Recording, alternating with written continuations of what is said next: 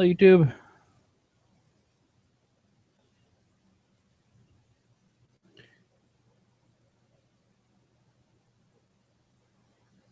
We'll be going live in approximately 2 seconds. I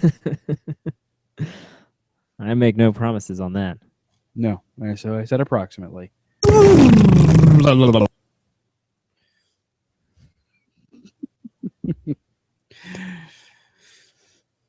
All right, load up my butt.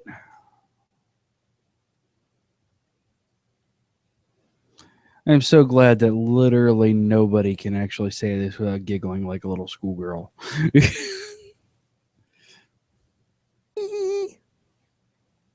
It's a butt. It's a butt.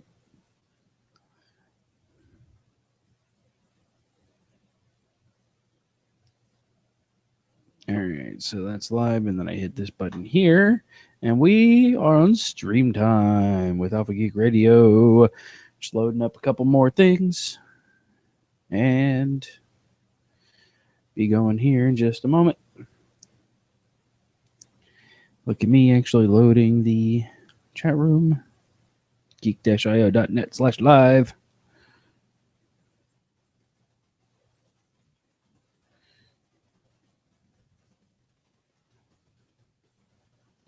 All right, so that's going. YouTube is going. Destiny is not. All right, there's that. That's going. That's going. That's going. That's going. All right, are you ready, sir? I'm ready. All right, so we are going in 5, 4, 3. You are listening to a podcast of the Geek.io Media Network. For all of our shows and more, visit geek-io.net. And to help support the network, head over to patreon.com/geek.io. The following program contains scenes and language of a frank and explicit nature. Viewer discretion is advised. Get it right, bitch. Spoiler warning! I got to warn you. You're doomed to stay. Go. Go.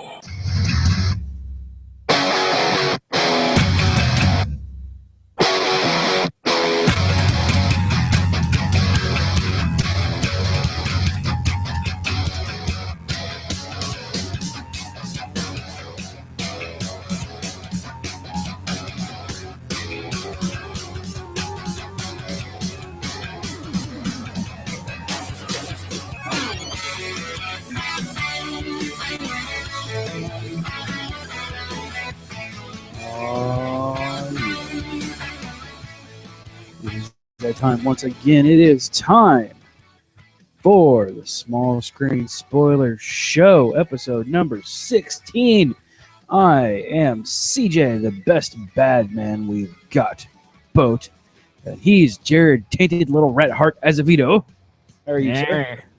I'm feeling fine. My little rat heart feels strong. It's not tainted at all. There's a 80s song about that, right? Tainted rat heart. Something tainted rat heart. Something like that, I think. Indeed, something like that, yes. Marilyn Manson covered it before he went into nothingness. Oh, we are all rock stars. Or something. Indeed. Something. All right, this is once again Small Screen Spoiler Show, where we take this week Agents of S.H.I.E.L.D. Season 2, Episode 20, Scars, the season finale of Gotham, All Happy Families Are Alike, Episode number 22, and Daredevil, Episode 7, Stick, and Episode 8, Shadows in the Glass, and we go over them in depth. So if you have not watched those or don't like to be spoiled, come back later. Or you can hang around and get spoiled. Indeed. Because you know you want to. Yeah, exactly. Just treat yourself. You've had a very long couple of weeks, and you deserve it. You deserve a spoiling. Pour a glass So of wine. Hop into a nice instead warm of paying tub. $150 on a massage, just come hang out and get spoiled here. Indeed. All right. So, let's go ahead and get started with Agents of S.H.I.E.L.D. Episode number 20. Getting close to it. Getting the end of all the seasons, I know. including ours. It's coming close. What are we going to do? It's all gone. It's all going to fade away, and a creepy thin man is going to stand. Oh, wrong song. Or wrong show. All right. So, What? Scars. Not to be confused with Scar. Nope. The Lion. Exactly. We're Stars. counting Stars, the song from Les Mis, or the song from One Republic. As we know, we've all been losing sleep, thinking about the way things used to be. All right. So, oh boy, this episode where the age of oh wait, hold on, before I say anything, we have an introduction for this episode. I almost we do have one. Okay. Yes. I was about to say, do we have? Yes, we do. In fact, and I feel bad for almost skipping them. Give me a break. Here we go. This one here. Nope. After building up to Age of Ultron last week, Scars completely skips the events of that movie and goes straight into Captain America Civil War. After setting itself up as the big threat of the season, faux S.H.I.E.L.D. is instead handed over to Coulson, as long as ex-director Adama can keep his quorum of 12. And his first act is to reach out to the mutants. But is the leader going to be Professor X or Magneto? Inhumans. They're Inhumans, not mutants. He did that on purpose. So I know. Professor X comment. I know. So you can't say mutants. This is the MCU. We're not allowed to say mutants. yeah, right. Yep. But no, I love it. It's like, Age of Ultron. You watched that, right? You watched that? We're just going to assume you watched that. So we can just roll.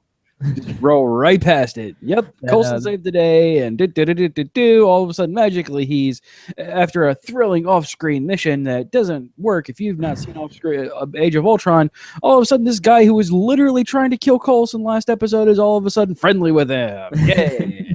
Oh, okay. Yeah. So that helicarrier that was in Age of Ultron. That was Coulson. Yep. Off-screen. Just in case you didn't know, it all happened off. This is one of those annoying things that I hate in comic books too, and I understand they're doing it because it's a play on comic books where you don't get the entire story of the major crossover event unless you read all of the tie-ins. Yes. Why not? Why not? And this is just like that. Like, okay, you don't understand why. I don't know. Part of me feels like maybe at one point they had a plan to like have this cool scene, or maybe have Coulson and Ultron or something, and it just didn't work out. So they were just like, okay, everybody saw that movie. We just roll with it. they saw the movie. They know what happened. It's fine. Yeah, I mean, we don't thankfully need though, Ultron, and we don't need anybody from Avengers in this show to bridge anything. Yeah. I mean, thankfully you didn't really touch the major parts of it. You only really got to see kind of what was in the previews for Ultron, where Ultron. I mean, the only thing you want to understand is Coulson saving the day for saving thousands from Ultron. That's the only thing you won't really get, unless you watch both Agents of S.H.I.E.L.D. and watched Age of Ultron. But the rest of it, what they reference, not really what you don't see in the theaters or in the trailers, rather. But yeah, I mean, this show is very obviously a hey, you should watch these movies because we're just going to talk about them because we're shut up. Yeah. We'll have a quick clip of something happening in Avengers and whatever. So anyway, that was Theta Protocol, by the way. That thing we've been building up all season. It was the helicarrier in the movie. We'll give you that. And we'll immediately move on. We're done. Yeah. Don't touch on it again. You don't reference anything else. We'll bring in Patton Oswalt because we got to use him just a little to keep the awesome going in his sweet Star Wars sheets. Yeah, right. I do like how they hold off. And then we do a little Sky Mall dig. Yeah. Oh, they're never gonna go out of business. They're never gonna go out of business. Oh. So sad. Sky Mall. And then we get the actual Inhumans dropped, or was that last episode? I don't know if they ever called them Inhumans No, I think before. I think this is the first episode that they flat out just called them Inhumans. You had Fitz drop the "your heartbeat is inhuman" before, but yeah, there was that, and then the Kree guy I don't think called them Inhumans. He called them something else, I think. yeah. And this is the first time we've actually had the trademarked Inhumans shout out. Inhumans, TM, owned by MCU and not Fox. Yeah, Or don't Sony or confuse whoever them has with mutants. Even though we have Wolverine, Gambit, Nightcrawler, There's no Wolverine. dare confuse them.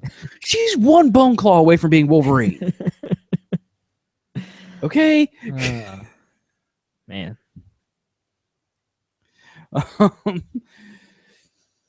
So yeah, and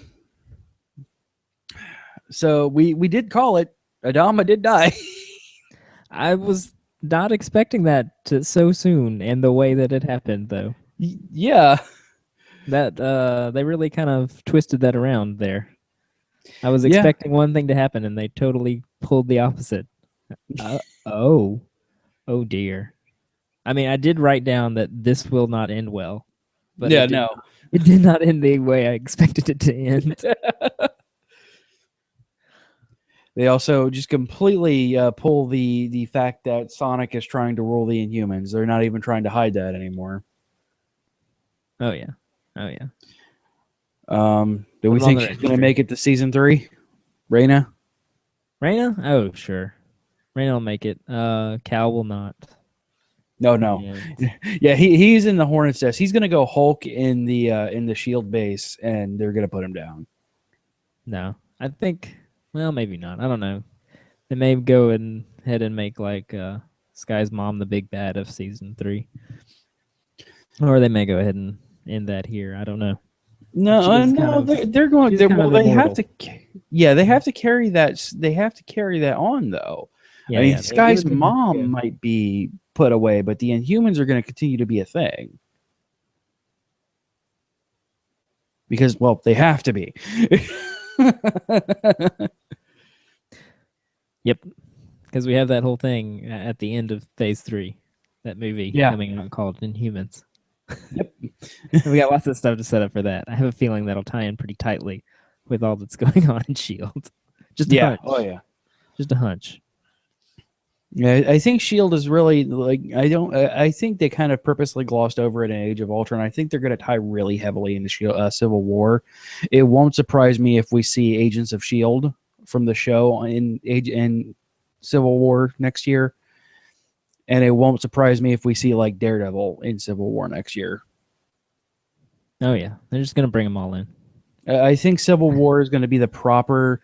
And tune in this Friday. Special notice: we're recording Friday at 10 p.m. for the Geek Rant and Review of Age of Ultron because I'm going to see Frozen on Ice on Thursday.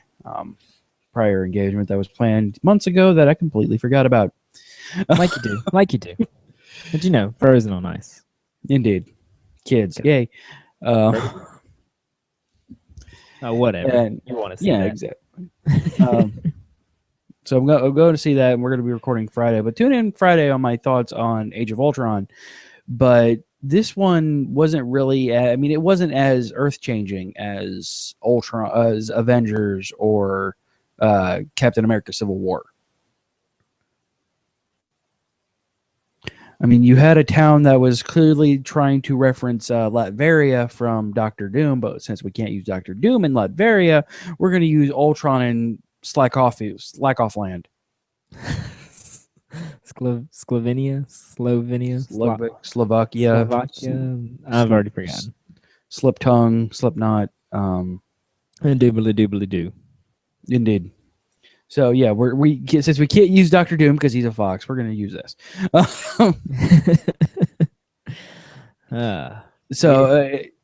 Yeah, go ahead. Sorry. Theta Protocol. Theta Protocol. Yep. Giant helicarrier. Moving on.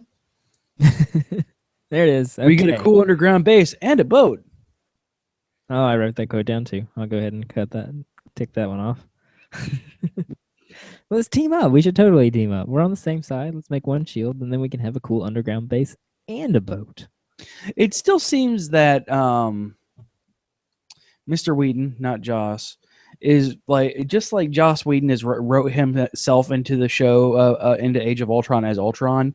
It seems that I can't remember his brother's name. Hold on.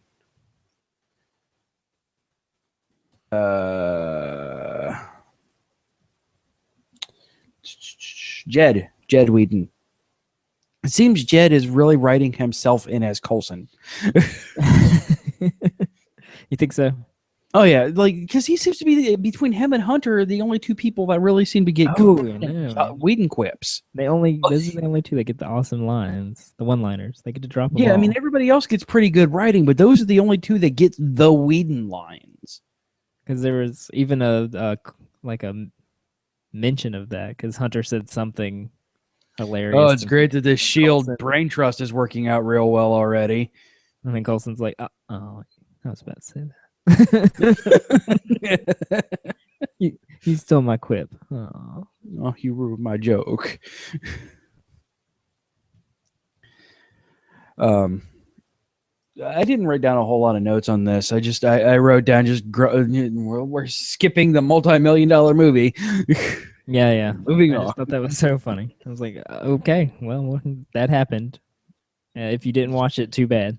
It just know that it happened, and it had something to do with this helicarrier, and we're all friends now. Yep. Let's see. Ready to start a war. We don't have to talk about that because I had that written down for Gonzalez, and then it flipped around, and Yep. This guy's mom wants to start the war, and Raymond was Gonzalez was genuine in trying to actually extend an olive branch in his weird biggest way. It's like, wait, this is not what I expected. Then, oh dear, this is not what I expected either. And then Lady Deathstrike offs him with Terrigen Mist after explaining how there's so many Inhumans. Yes, and I figured they would. I mean, clearly they had to have made crystals themselves somehow, but nice that we got the explanation. Yeah, well, and I'm glad they didn't get too far in depth with it. It kind of bothered me that they really didn't get into what the relic was that they were trying to get. The weird liquid stone thing. They're like, oh, it's a forbidden technology. Oh, it's Kree. That's cool. Wait, we're never going back to that this episode, are we? So what does it do exactly? It turns into a puddle and then a fist and then a rock. That's its power. It's Kree. Maybe it reverses the Inhuman stuff. Maybe that's my guess. I don't know. Maybe it takes away their powers. They seemed very, very nervous about it. Yeah, it just seems that Gonzalez and them have it just because it was cool and alien. Like, no other reason to keep it on this ship other than, hey, it's this cool thing that occasionally turns into a puddle. Occasionally. Only when we have the budget to afford it going into a puddle form. And they did spend a little time redeeming Cal. Like, this was like the first episode where he didn't fully get on my nerves, and I kind of liked him. Or came off as extremely creepy. Like, he at this point seems to be genuinely concerned for the Inhumans and his daughter. So it's like, wow. Yeah. All right, you're gonna die. You're clearly going to die because you're actually becoming a decent human being, and that's what the Whedon brothers do. Yeah. So I was like, oh, he's gonna die real soon. Oh yeah, you get them to care for them, and then dead. Like he's about to die. But no, and I guess he's in on the plot too because they turned him over, but I know he drank all his magic rage juice first. Yeah, he's gonna go Hulk, and then he's probably gonna get made. Get it? His bed is gonna be made.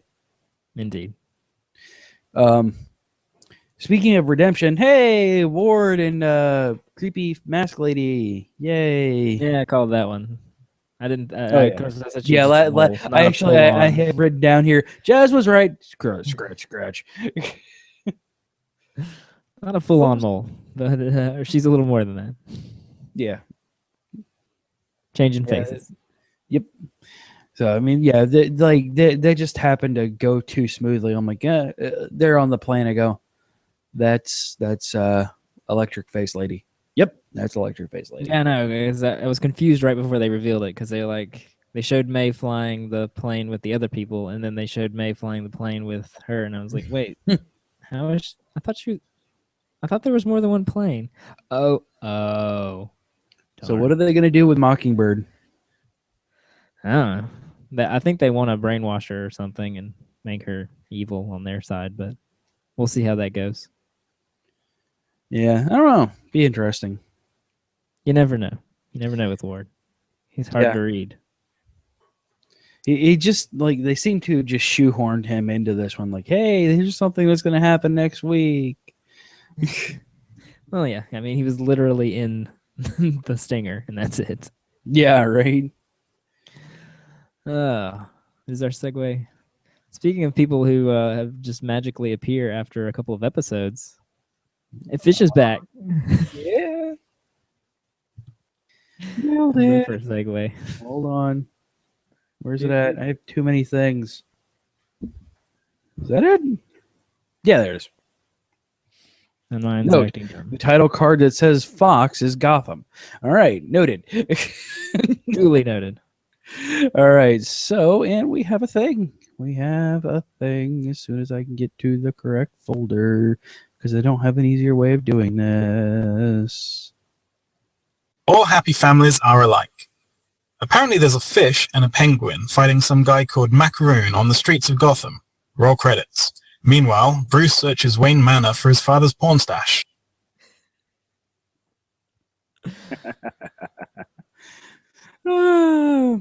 So, season one, season That's why finale. his dad built an elaborate bat cave. I mean, fireplace, secret passage. Yeah, right.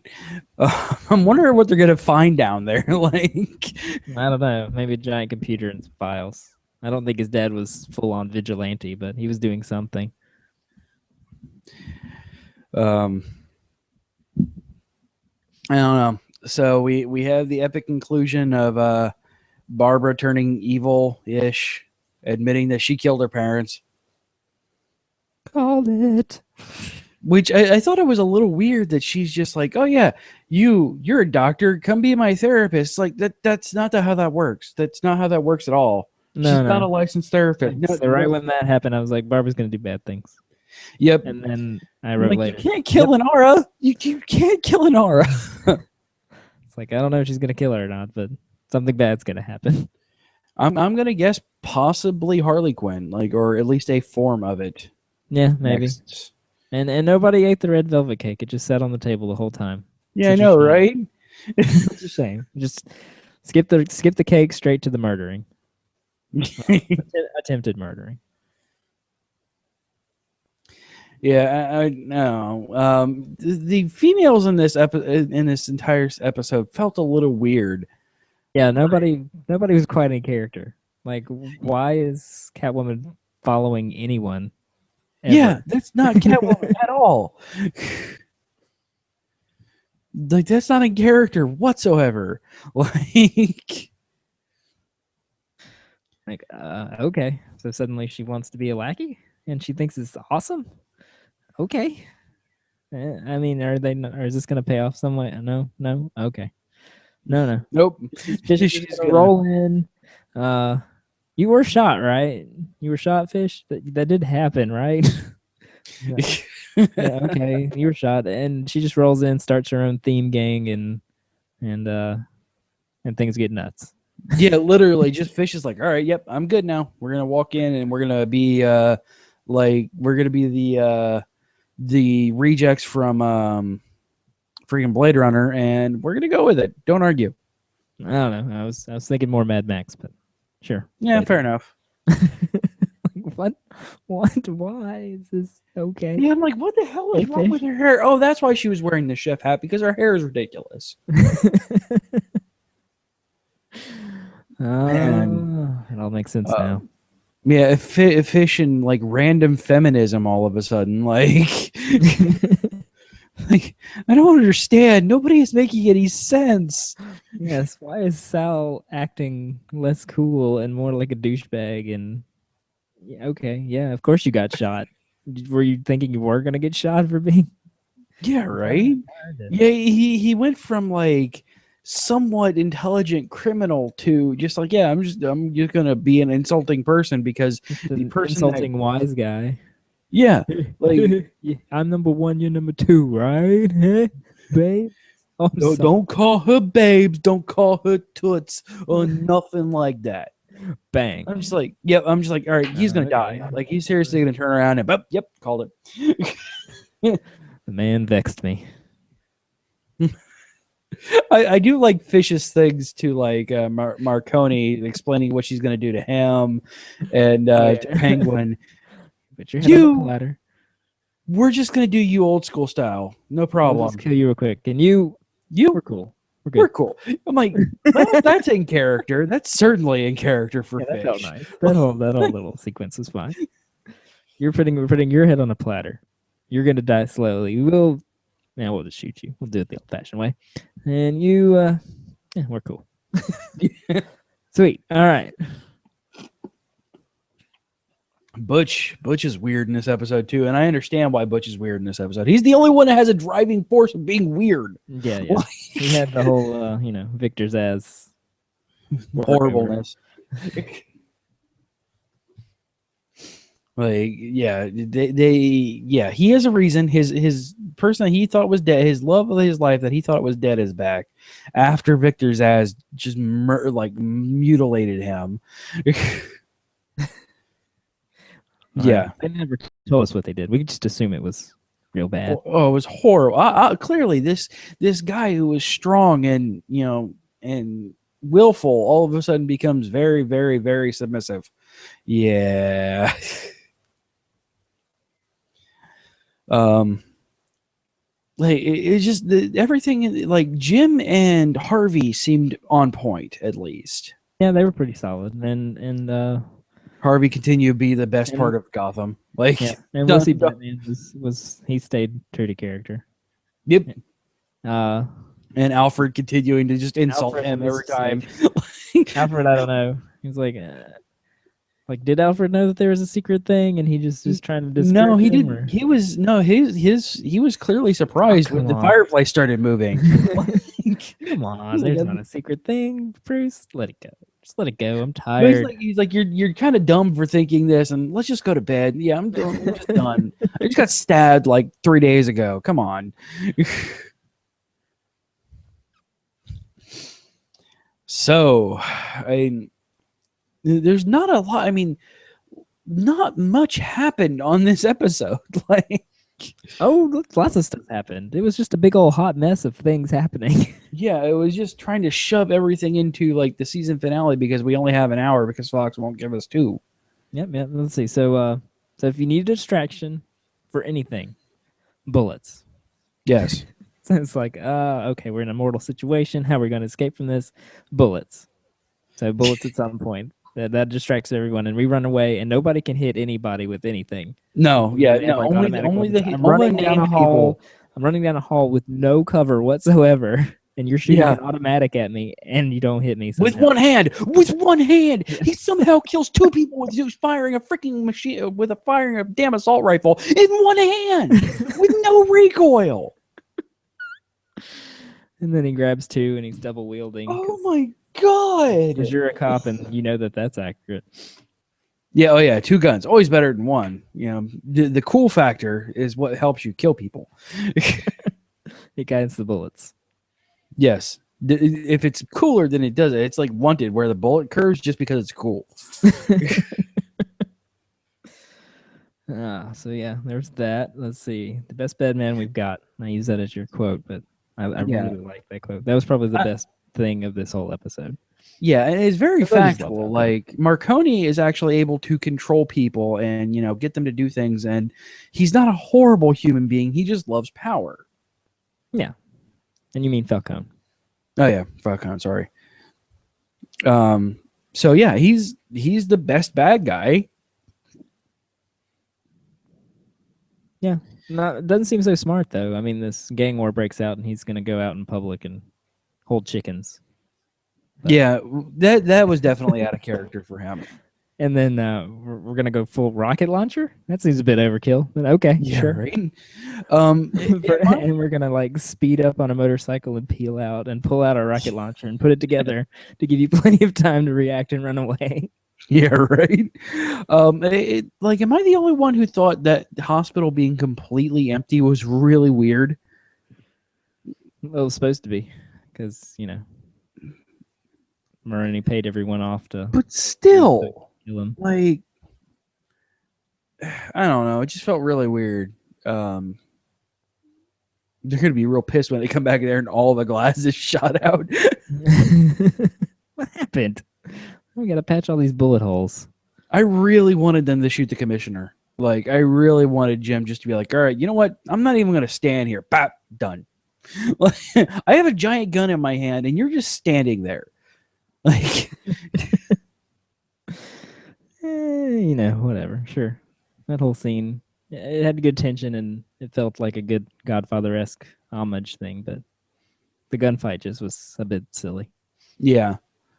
Yeah, it was very weird choreography in this, and and considering how much we talk about choreography from Daredevil, like it's just Yeah. weird seeing such really Clunky. yeah felt clunky. flawed choreography. Just very stiff and clunky. Yeah, Didn't flow. We got an awkward elevator trope, because got to work one of those in always. yep. What was it? Gordon Bullock and beat up Falcone on the elevator with Yeah, old lady and a dog. Sure, got to throw those in every now and then. I do like how they made a big deal about Falcone having a knife and getting ready to like assault Penguin and nameless lackey, or he's named but nobody can ever remember his name. Not Butch, and And Gabe. yeah, Gabe, was it Gabe? Yeah, it's Gabe, but he wasn't. Butch was with him at the hospital. Was that Butch? They Yeah, it was- both look the same to me. Uh-huh. So you've got like henchmen. Yes, I'm henchmanist. All you henchmen look the same to me. But they made this big deal about Jim's like don't kill them, and like neither one of them seemingly have any harm to them whatsoever. Like, I know. And then the thing with the knife was a nice touch. Like that was good. yeah, that was touching. That was It actually very cool. It was from his dad, and it's about he was a good man, but he understood that the city is whatever. But I think you can do good things. So go fight the good fight. I'm gonna go retire because I'm tired. I got a rocket launcher shot at me. I think I'm good. I think I'm I done. almost got my head chopped off and put onto a platter. Like, It's been a long day, and I'm tired. yeah, I like Bullock. Like, do you got place down there for an old cop? Because I'd love to come. No. The knife is. No, we need you. You're the only redeeming quality on this show. Most episodes. I know. I'm gonna miss Falcone, but Falcone was around with Batman, so maybe he comes back. We'll see. We had our nice epic rooftop fight where they did reference Fish's gun wound for a second there. Yeah. When Penguin hit her in the side, and she was like, "Ah!" And supposedly she's dead. I mean, I know she's not coming back, but I've come to never trust when people fall into the water. Especially a woman named Fish. Yeah, exactly. But Penguin, I'm king of the world of Gotham. Yeah, I thought that too. I'm like, well, that's weird. Oh, God, just stop. Oh, whatever, Penguin. Yeah, right. I wonder if he's gonna come back next season all fat and junk. Probably not. We'll see. They've already got some henchmen lined up, or some Batman villains lined up for next season. Yeah. And but we did get our full Riddler appearance. Oh yeah, that was actually a great scene. And that was watching cool, too. him slide into madness like that. It was actually really cool. Yeah, Riddler. It just though it's Going all like Gollum. just like every show is trying to make their hero Batman. Quit trying to make your villains Joker. Like we have Joker, let's just let it at that. But this guy, no, he's like laughing maniacally like Joker does. I'm like, just stop. No, not okay. Just stop. It's okay. He's like a Joker crossed with Gollum. That's okay. Not really. Here's the precious. No, we don't have the precious. She's gonna keep looking. But they like bad boys. Stop it. Arguing with himself. Like, okay. I don't know. I liked it though. It was fun. No, it was good. It was really, really cool. And I mean, I stood by the fact that Enigma is one of my favorite characters in this. Just because you're kind of waiting for that other shoe to drop, and it finally dropped. And it'll be interesting seeing the villains appear, because the biggest thing that most people dislike about Batman is the fact that these villains mostly exist because of Batman, and they don't in this universe. Yes, I like this. And I'll go ahead and make a crazy prediction. He's gonna go full Riddler at some point, and Miss Kringle will be his like henchman lady. Yeah, we'll be Joy. his Harley Quinn. Yes. I don't know if that'll actually happen, but I want that to happen. It'd be fun to see. Want some green and question marks at some point. Yeah, right. I want full Riddler, crazy question mark jacket, and the question mark cane, and All of the question marks ever. the green bowler, and the question mark tie. I want it all. Just give me full Riddler. So, I'm not sure if we're going to discuss this or go back over Gotham next season on Small Screen Spoiler Show. I guess we'll cover the season finale or season premiere for sure, and then kind of go from there, kind of like how we did with Sleepy Hollow. Yeah, I think that's good. I mean, just looking at what they've already slated out for season 2, it's got me a little excited, and I'm hoping that maybe the writers and everybody can get kind of better congealed. Yeah, because that And seems get to their be the biggest characters issue with this consistent. is exactly is there seems to be their no like writing consistent. there's only 2 characters that are consistent, and that's Jim and Bullock, and I get that, and I'm okay with that. But however, when you have an entire series, when you have a tertiary character who's just horrible, and like It is a brilliant mastermind one episode and a bumbling idiot the next, and yeah. it just feels very inconsistent. So if they can get their act together, I think season 2 of Gotham could be really good. I just what I want out of season 2 of Gotham is at least I want a year jump, mainly to give Bruce the ability to maybe get the whining shit beat out of him by Alfred. Just take him down there and start training with him. Just beat the ever living shit out of him for a year. And puberty. Yeah, so his voice will stop cracking. I want Barbara recasted because I like the way that character could possibly be going, but I don't like the actress whatsoever, and I don't think any amount of acting lessons is really going to help her out that much. I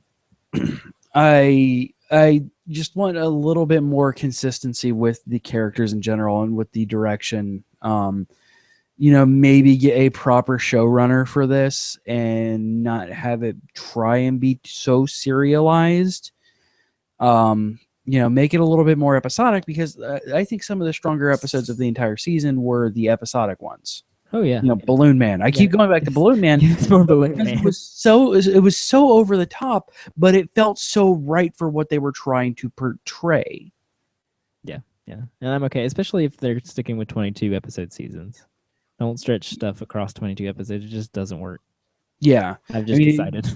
You don't have the character strength really to be able to pull off a 22 episode arc. Even if you're doing backstories on 12 characters or whatever you were doing this season. Exactly. You just don't have that more consistent, solid writing. It may have worked, but it didn't this season. So get on it. Fix it. And we'll see. Or if something better comes along next season, then sorry, Gotham. We'll see. Yeah, exactly. I mean, we're kind of holding you at arm's length here. Just ask Sleepy Hollow. We drop that, and we'll drop we were you all two. ready to drop Gotham, and then we dropped Sleepy Hollow instead. It's weird. Yeah, which I'm kind of regretting considering I think Sleepy Hollow was overall the stronger season. But because I'm know it willing to give finished Gotham strong. because it's a premiere season, and I understand that sometimes the season ones are like just rough. I mean, look at Buffy. Season 1 was just bad, Yeah. and then look came at back in Arrow. season 2 and just season 2 is just so good at Buffy. Arrow's another one. Arrow came in on it itself, especially the latter third, like the last third of the season, and then season 2 is just like, oh yes, this is great. But the rest of season 1 was just like, oh man, this is not good. Like S.H.I.E.L.D. is another one. Like it took 11 episodes for S.H.I.E.L.D. to get anywhere. Indeed. And season 2 of S.H.I.E.L.D. I love. Apparently, yeah, some season people have 2. problems with it. And I people- think it's. I don't know if it's because they have issues with season 2 of S.H.I.E.L.D. or if it's because they have hungover prejudice of season 1. maybe, or maybe they just don't like the comic bookness of it. Because man, they're getting hardcore comic book, which Oh, I yeah. love. Which I love, Yeah. but can be a turn off for some people. I know. Exactly. So let's go ahead. Unless you have anything else, move on into Daredevil. Do it. Let's pull out that All stick. right. Yep. Eat something. Gotta make sure I pull the right one. Stick. Rutger Hauer stars as a blind Vietnam vet trained as a sword fighter who brings his sword stick to America to help rescue the son of a fellow soldier in this 90 Days classic. He's referencing, for those who don't know, he is referencing Blind Fury in that. Okay. I didn't catch the reference. I'm sorry. Yeah, I'm like, Rutger Hauer, what? What are you talking about? Oh, and then he messaged me. He goes, you'll get the joke after I explain it to you. I'm like, oh, okay. All right. So you ready? You ready for something? All right, hold on. I gotta change my. There we go. Okay, now I'm ready. All right. Both of these episodes were really, really, really good. I agree. was fully invested in this. Like, see, episode 7 was the weaker of the two, which made me a little sad because, like I've said over and over again, I love the character Stick. But when I say I like it the least, these are my 2 favorite episodes of the entire season so far. Like, I can understand why. They were really good episodes, especially episode 8. But we'll get to that. yeah. Exactly. Episode 7, it was so like from start to finish, it was really, really strong. It built a lot of character for Matt. I'm glad, like every time whiny kid Matt would say something stupid and whiny, Stick would beat the shit out of him. Like, yes, this is what I want. This is what I want, Gotham. By the way, this is what I want. Bruce to say something stupid and Alfred just to punch him. That is what I want. Yes. It's amazing that they were able to fit this single character in so well and give this single character such a strong standing in one episode. We learned how to do flashbacks properly. Good job, everybody. Finally. Beating everyone up. Shut up. He's such a badass. And he's also a dick. Yes. But he fully admits it. Oh, just so good. Yeah, you have the direct fallout of what happened last episode, which again, awesomely casted too. Yes. Oh yeah, that guy's amazing. The cool thing, what I enjoyed with this episode is they kind of did a call out to what's going to be coming up in the last Defender show, Iron Fist, with the Black Sky thing. The Black Sky thing is it's an Iron Fist thing. Ah, I was gonna ask. It's from the mystical country of Kunlun, which is where Iron Fist gets his training. It's like basically like imagine like it's basically like Nepal, but with super art. It's like Crouching Tiger, Hidden Nepal kind of thing. And so they're referencing that hardcore, and I'm like, yes, this is what it needs to be. I've never made any hint that I am not that Iron Fist is the one that I'm investing myself in the rest of these so I can get to Iron Fist. It's all about Iron Fist.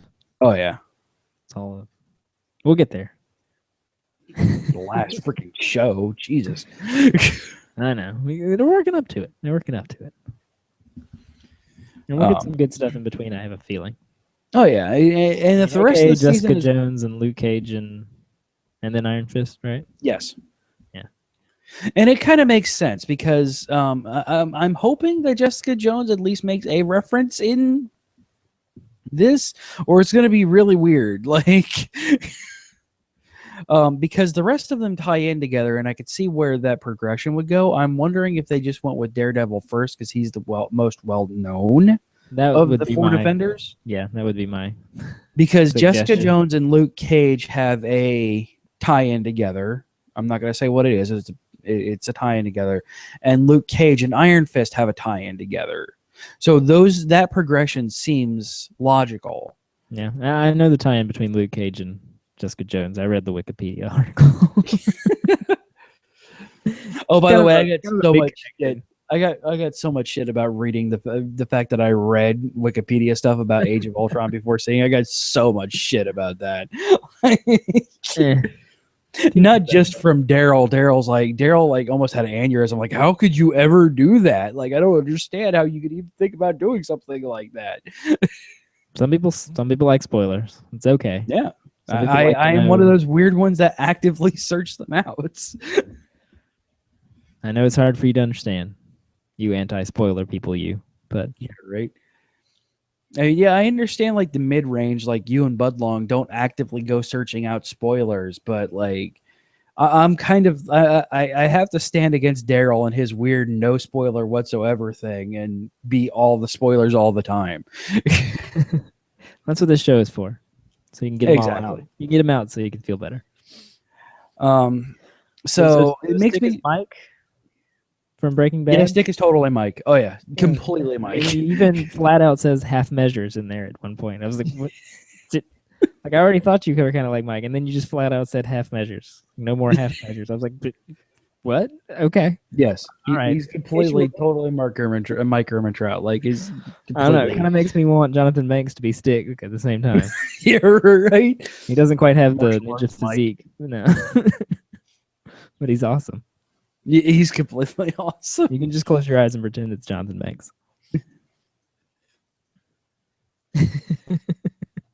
I don't like normally writing my own titles in there, but I like martial arts Mike. If you can say it. Yeah, right. I can't say it again. You didn't have a whole lot of anybody outside of Bat Devil and Stick in this. You had some Foggy and some like everybody else, but it was just a little bit of sprinkled like right here at the and there. beginning, you had the old trope of we're going to talk about the vigilante superhero guy in front of you. Yep. Even though you are him, because every episode of every show, movie, anything ever, we have to talk about that person in front of you. Yeah. In a conversation. Though I really like, I'm starting to dislike the character of Karen because she seems to be just sticking her nose into things just to stick her nose into things and has a clear suicide wish. Yeah. Luckily, Foggy saved her with a baseball bat and a baseball. Save you weirdly strongly thrown baseball in order to knock out a hired killer in one hit. Like, I've been hit in the back of the head with a baseball. It hurts, but not enough to knock you out. I thought the baseball just distracted him, and then he knocked him out. No, it knocked him out. Then he started getting back up, and that's when Karen sprayed him in the face with the mace. Like, and why does Stick have Daredevil powers? Or is he just that awesome? He's that awesome, and and also Kunlun. Oh, okay. So more about that in Iron Fist. Yeah, magical mystical powers. I'm part of me like, well, that's who I'm guessing he was meeting with at the end of the episode was the Elders of Kunlun. Talking about opening the door and that stuff. That was the most comic book thing ever, and I freaking loved it. Like that scene, I was like, "Oh my goodness, this feels so comic booky." Like, and it was amazing. The silhouette of the guy with the candle burning in the middle and sticking like a Oh, it like was I'm so looking at a good. page of a comic book. Yes, just the Yes. bubbles need to be there, and I'm like, yes, Yes. let's do this thing. Oh yeah, we're in. You did get the origin of the proper sticks that Daredevil will use when he gets his costume, not just regular sticks, which he's shown which he has shown his proficiency with, but now he has the sticks. The sticks, dim sticks. Yep, and got to prove that, like, he got to impress a stick, but at the same time be like, you're dumb, just stop. I like sticks, just like, this whole thing, you're so stupid for doing this. It's like, really? You had a woman in here and silk sheets? Pansy. You should just sleep on regular sandpaper. Like any other sheet feel like sandpaper to me. Pussy. Yeah, right. I just loved it. Like, it was fan. He's so good. And then they do give you the little thing at the end. He does have a heart. He kept the bracelet. Yeah, I liked that. Though it was kind of clear that he would have, like, but yeah, it's total Kunlun. I'm wondering if that's going to be the tie into the rest of the Defenders and not just like one 13-hour episode of the Defenders and then moving on into the actual Defenders. Maybe we'll see. Maybe not. The stick fight was awesome. Yes, it was more choreography. Oh yeah! Oh my Man, god! like that, you could just feel how much that hurt. Yeah, like everything just weighed, but this one did. Like I said, this one did feel a little bit more. Well, a lot of bit more comic book than the other ones. Yeah, well, they're two super. Yeah, no, I'm not arguing. I'm not arguing at all. But like, yeah. Normal people don't break couches in halves, and land on them. No, I'm definitely not arguing in the fact that it felt comic book. Wow, we only got Scott Glenn in this for one episode. Like, this is the only episode with stick in it. You don't get a payoff on that.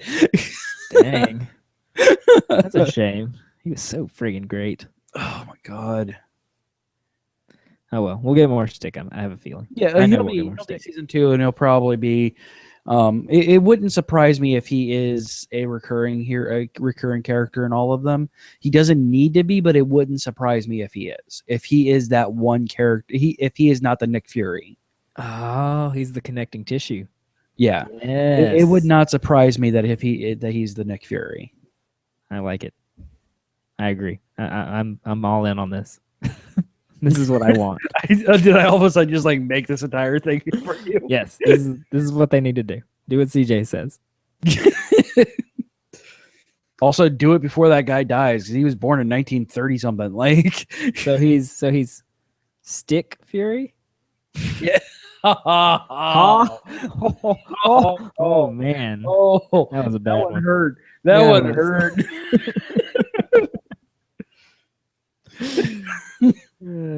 Anyway, the only other notes I have is Trump card, which I don't remember what that means. I'm wondering if that was the Black Sky thing. Maybe it was towards the end, so I don't know if it was, or it might be the sticks. What's his name? Uric, or his like his flow chart with all the cards. Oh yeah, that was weird. Maybe. And I kind of like the accountant dude. He's Leland. Man, Leland. He's my comic relief in this show. Yeah. Oh yeah. He's just so like, and as we're gonna prove in the next episode, yeah, he's great. Just he's freaking balls, freaking steel. He's not afraid of anybody because he controls the money. Yeah, right. And he just comes out and says it in this episode, like, I control everything because I control the money. Like, so why don't we discuss this away from the maniacs? Speaking of maniacs, Shadows in the Glass. It's sympathetic bad guy time as Fisk takes a turn to flash back to his childhood as we see that all fathers in Hell's Kitchen are 100% dicks. Yes. Yeah, they pretty much are. So, all right, here's the All right, one-liner. wait, before we get started with the one-liner. Oh, wait, no, if you got a one-liner, go ahead. And then I've got something to go off on. All right. You said every fourth episode in Daredevil is absolutely Yes. amazing in our Episode chat. 4 and Episode 8. That is because they are both fiscally responsible. That was almost as bad as Stick Fury. Almost. But like they're both Fisk centric and Fisk badass episodes. It's like, yeah, Vincent D'Onofrio just proves just further and further to be the greatest thing on this entire show. Indeed. He's so like Amazing, horrifyingly, awesome, fantastic. dauntingly, amazingly great and horrifying at the same time. And you finally in this episode got to see the raw Kingpin. Like, and he's, there's an evil side, but there's also the kind of the softness to him, and like he's not mommy issues, all bad, but he's crazy, kind of. He's got serious stuff going on. But yeah. So like right after this episode was over, it's like, who directed this episode? Who wrote this episode? Surely they had something to do with Breaking Bad. Yeah. So hard, like a Breaking Bad episode. I was like, it really did. So I went in and I researched. No, nobody ever worked on Breaking Bad for any of this. So, but Stephen DeKnight, who created the series with Drew Goddard, wrote this episode. So he clearly, it was one of the keystone episodes where, hey, we're going to explain Kingpin. So I'm taking this, and he's from the Whedon world. He wrote for Buffy and Angel. Okay. And then the director has just directed a bunch of TV stuff, including some Flash and Arrow and other superhero shows. So apparently they just, went to this director's like, hey, you've directed some TV superhero stuff. You want to direct an episode of Daredevil? It's like, yeah, sure. All you got to do is make it a Breaking Bad episode. Okay, I'm all in. Yeah, sure. I can do that. Breaking Bad. Let's do this. I like Breaking Bad. Let's make it a Breaking Bad episode. It's like, because like the whole cold open, with no dialogue, just Kingpin waking up, making breakfast, and getting dressed. Yeah. And then, of course, the bloody child in his mirror. And I was like, holy crap. It's like a page straight out of crap, I just forgot his name. Vince Gilligan's book here. It's like, oh, wow. Yeah, I'm pretty sure. Like, I was actually thinking the same thing. I'm like, I'm fairly sure I just watched this in Better Call Saul. Like, yeah. I mean, it was like the whole formula to write down.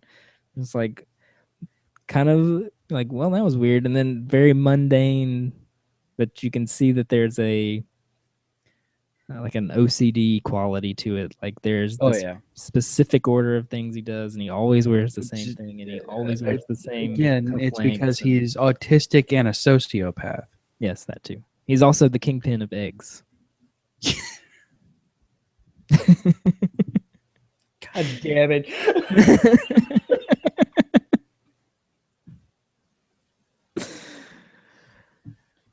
For audio listeners, that was me almost ramming my head into the desk. We're just putting them on heavy this week. I did actually write that one in my notes. Stick Fury was off the cuff, but Kingpin of Eggs was in the notes. Oh man.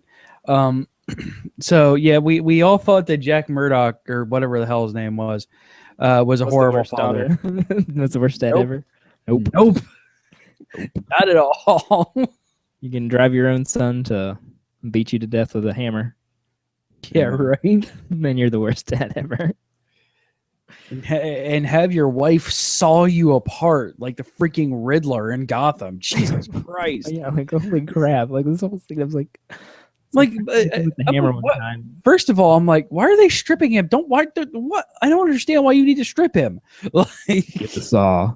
It's like, okay. I'm like, she's not gonna do that. He's gonna wake up and like be terrified. Oh no! Oh God, no! No, he wasn't gonna wake up. He got hit in the head with the hammer about. Well, they had him twitching. Times. Like they showed the fingers twitching. Yeah, the hammer That was a lot of cranial trauma. Yeah. I think they just did And the finger blood. twitching thing to be tropey. Yeah. Like, oh wow, holy crap! Yeah. Oh yeah. Just We understand the rabbit in the snowstorm at a whole different level. Yeah. Right. Ah, holy It is hard to talk about that. Like it is. this is Breaking Bad episode. Like, it was just Oh a yeah.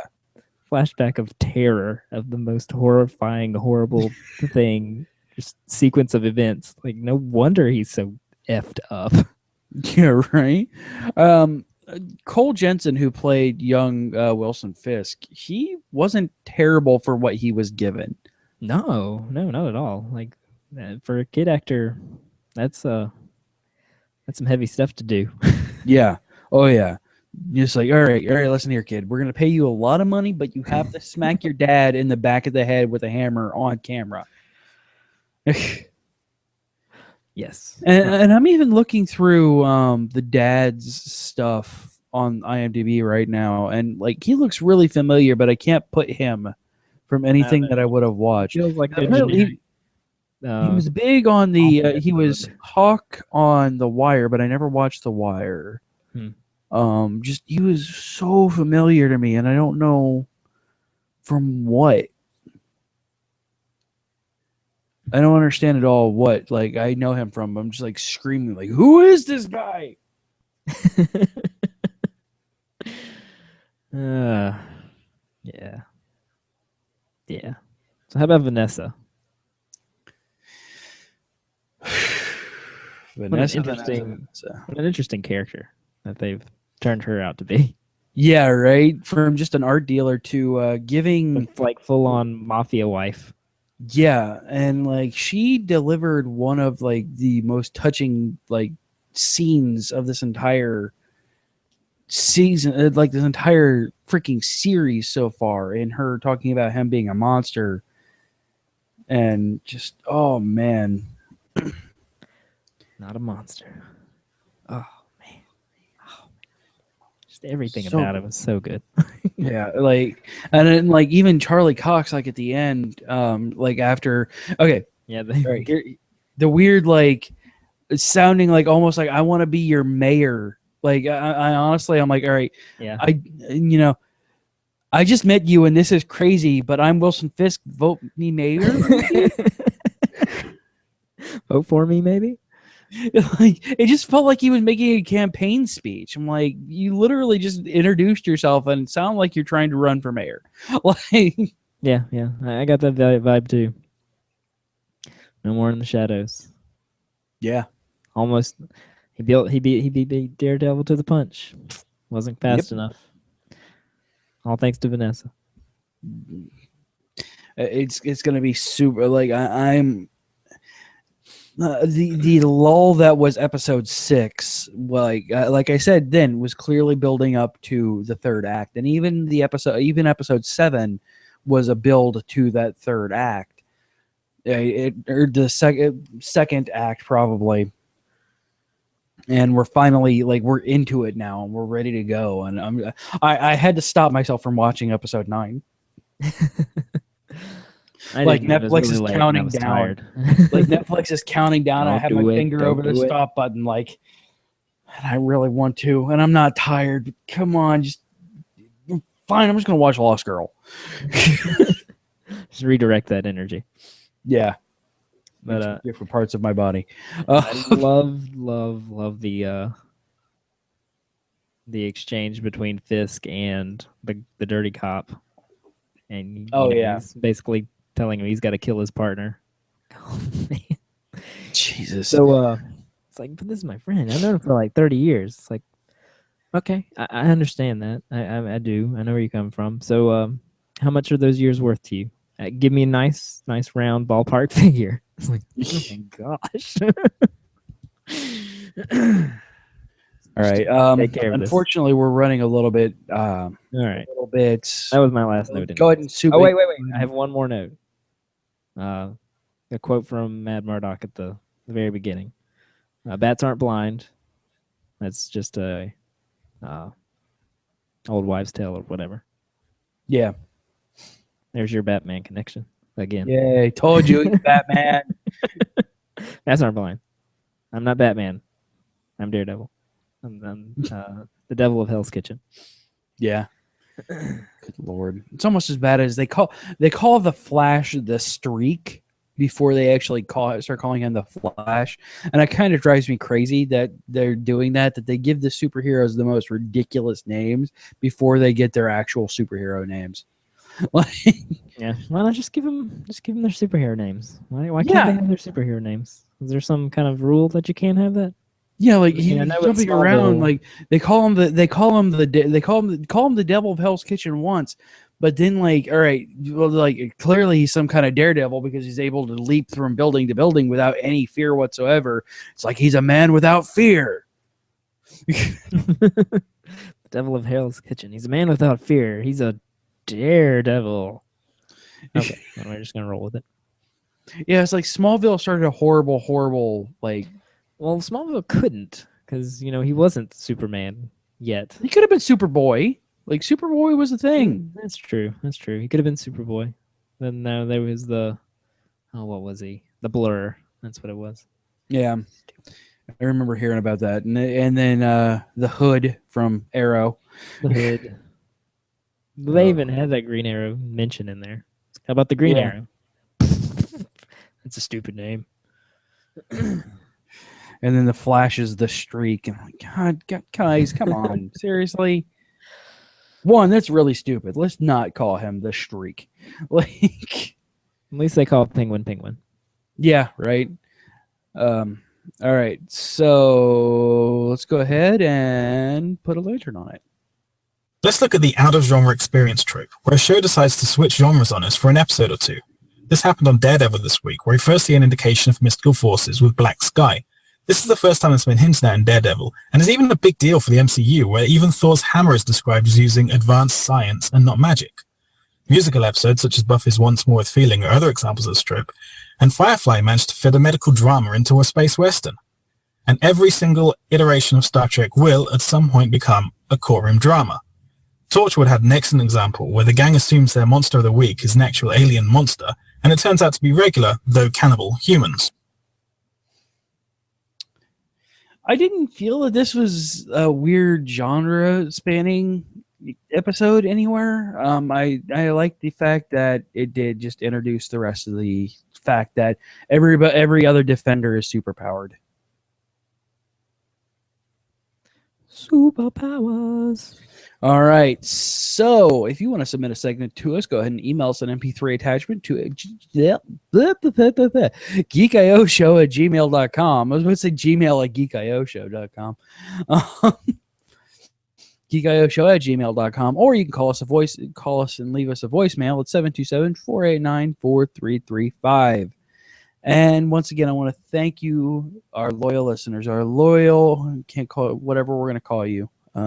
Small screen loving people. Spoilerers, yes.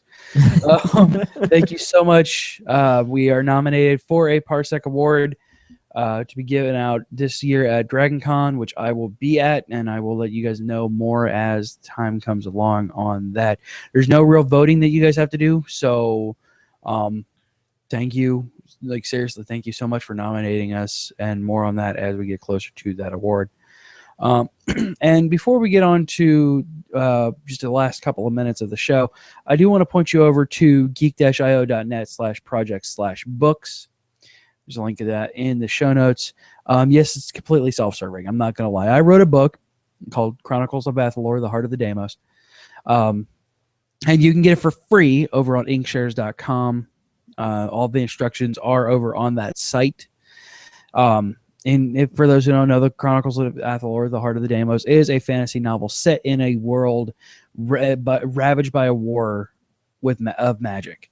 It has insane gods who play with the very fabric of reality. It has magics that bend what I've ever read in any kind of fantasy novel you can think of.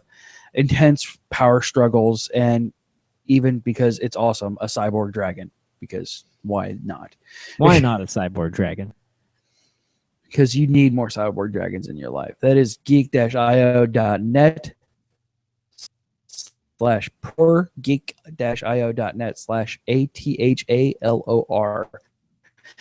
Help me out on greatly appreciate it. Thank you so much. All right. And because neither one of us watched our proper challenge shows, yay! It was a busy week. A really busy week. Had lots of It was family in town actually- and whatnot. I actually sat down to watch Sherlock, and I only had half-hour lunch the day that I actually was able to sit down and watch it. I'm like, if I can do an hour, I can reasonably watch Sherlock and watch an hour and then watch a half hour later. But doing in 3 half-hour stints, not really my thing. So I turned on HBO Go just because I'm like, let's see what's on there. And I was looking through the series and I saw Silicon Valley, and I'm like, I heard a lot about this Silicon Valley. Let's check this out. I watched 3 episodes of it over 3 days, but basically it is like the American version of the IT crowd, not the American IT crowd, which was really weird. I actually got around to watching that. That was really bizarre. It was weird, wasn't it? It was so weird. It was But it all is the same, except Moss is Yeah. there and Joe McHale, and everything's exactly the same, except nobody has a British accent, except for Moss, because he's still there for some reason. Yeah, right. But yeah, it's basically it's a grown-up IT crowd. Is set in Silicon Valley with lots of swearing. Like it's not there's no boobs or anything like that. Surprisingly, on an HBO show. Oh, hold on.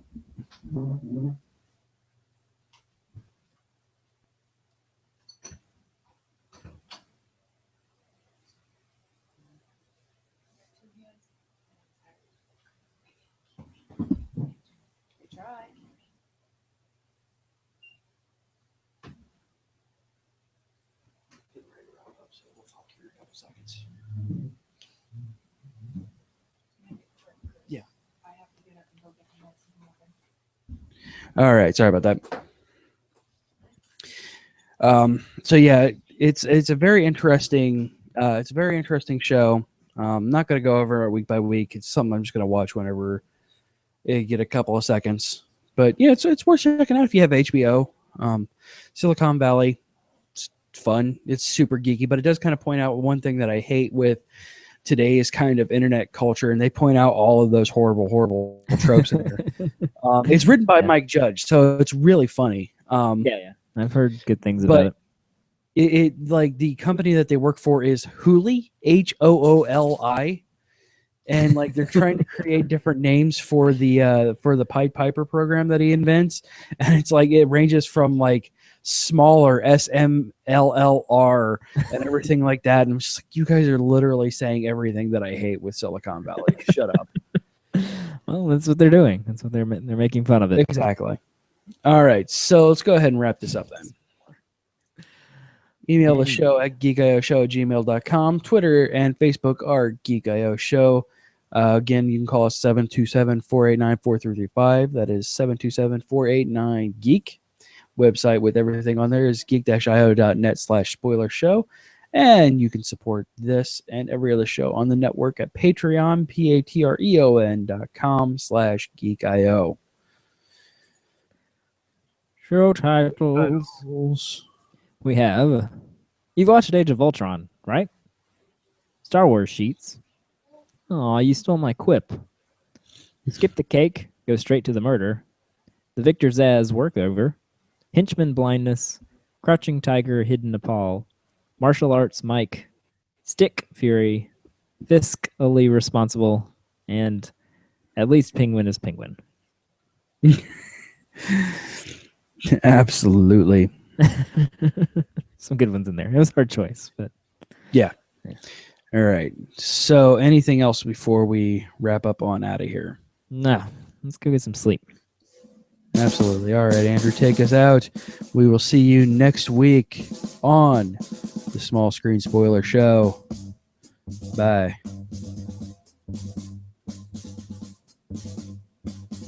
This has been a Geek.io production. Copyright 2015. Geek.io. Geek and Geek.